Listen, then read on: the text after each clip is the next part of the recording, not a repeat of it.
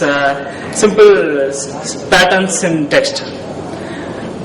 And otherwise it can be said as a string processing device which accepts text process. Is it correct or not? Like that, it checks and goes to the next state.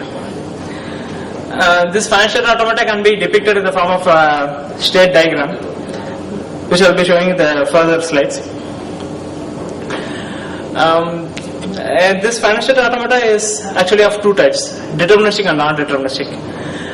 In this, though the languages are said to be non-deterministic in nature, the phrase inside the noun phrase, it is fixed in order. So we are able to use deterministic FSA to get a high degree of accurate chunking.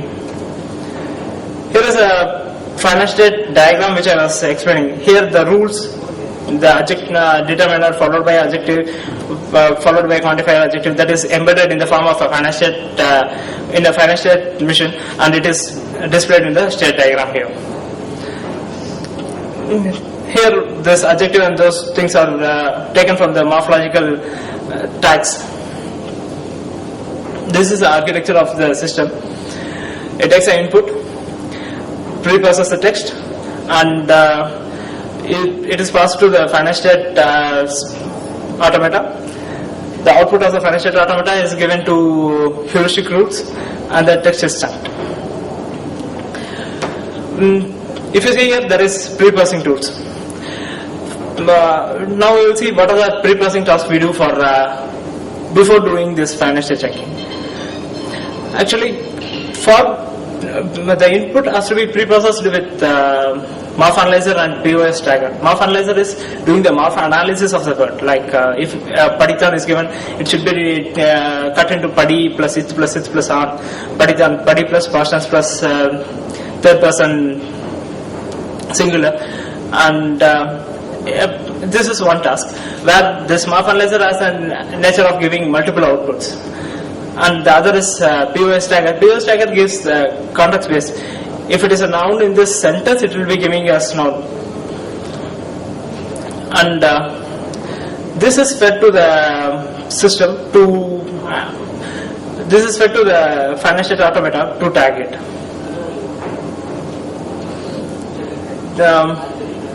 We have evaluated our system using a corpus released by Central Institute of Indian Languages.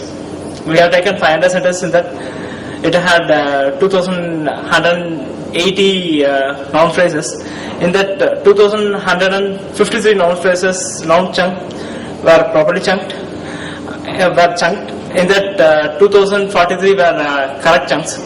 So the system works with a recall of 93.7% and 94.9%. The challenges we face in this are the noun chunk. As I said, as I was describing the different noun phrases in Tamil, the last one, like two nominative nouns forming a noun phrase, like kadal neer, which are two noun nominatives. Chunking those as a single chunk is a challenging task, because there are sentences in Tamil like Raman Palam Sapitan. Here also it is a noun nominative and a noun nominative. We can't just go blindly saying that two noun phrases can be chunked together. This arises because in Tamil there is a nature of dropping the accusative marker. I, Raman Palatai Sapitan, that I is dropped, so it is coming as Raman Palam Sapitan. Because of this, we are unable to have a generic rule saying that noun plus noun can be combined together. Here we are coming up with a way to handle this. This can be handled using the subcategorization of by identifying the subject and the object of the observed verbs. This actually distinguishes that which is the subject and which is the object. It says that Raman is the subject and Param, it is a eatable, and it cannot go into the same chunk. It is shown there. These kinds of post processing can be done after the chunking. This is Nandri. மன்னிக்கும், முழுமையா ஆங்கிலத்தில் விடுறதுக்கு மன்னிக்கணும். ஆமாங்கய்யா. ஆமா ஆமாங்கய்யா. ஆமா ஆமா ஆமாங்கய்யா. ஆமா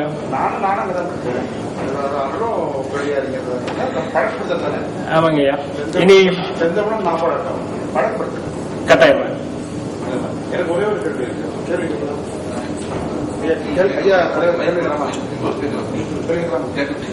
அப்ப நீங்க பைனான்சியல் ஸ்டேட் ஆரம்பிட்டா பாத்தீங்களா, இந்த பைனான்சியல் ஸ்டேட் ஆரம்பிட்டா is it proved for all the words that are in Tamil language?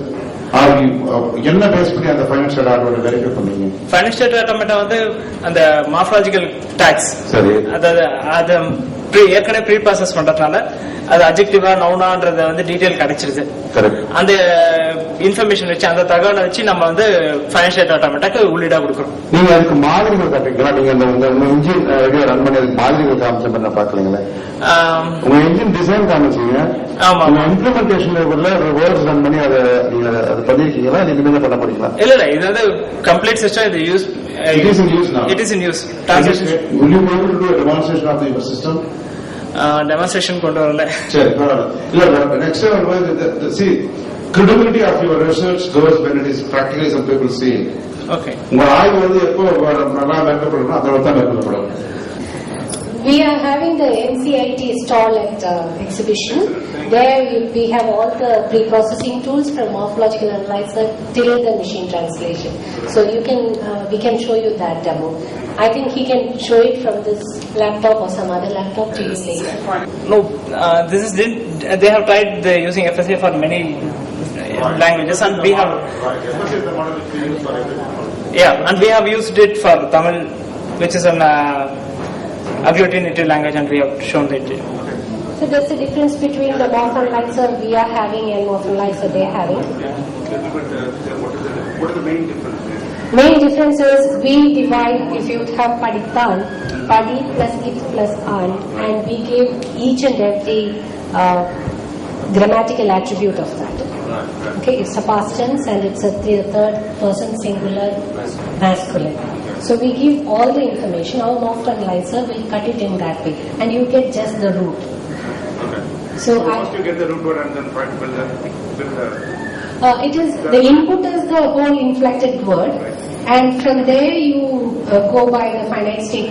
Each state has its morpheme there. That is for third person singular masculine you have a suffix, and then you have for past tense. Then you, whatever that inflection, nadannu kondu vandirundal, if you have that, all the inflections that it is taking, it will be there in the state table. So you cut from left to right and you check it with the state table, and finally the root, if it is available in the dictionary, root word dictionary, then we consider it as a valid. Nandri Arun. I have seen both the models. I am from Hyderabad Central University. HCU, Hyderabad Central University. I have seen both. I am Christopher. I have seen both the models. This model is a suffix stripping model, whereas their model is a flying lexicon model. Suffix stripping model, and the other model is flying lexicon model. And any thoughts on which is better, or they I didn't test. If I test both the models, I can So say. what is a flying lexicon? There they find the lexical category, where here they find the suffix first, grammatical category.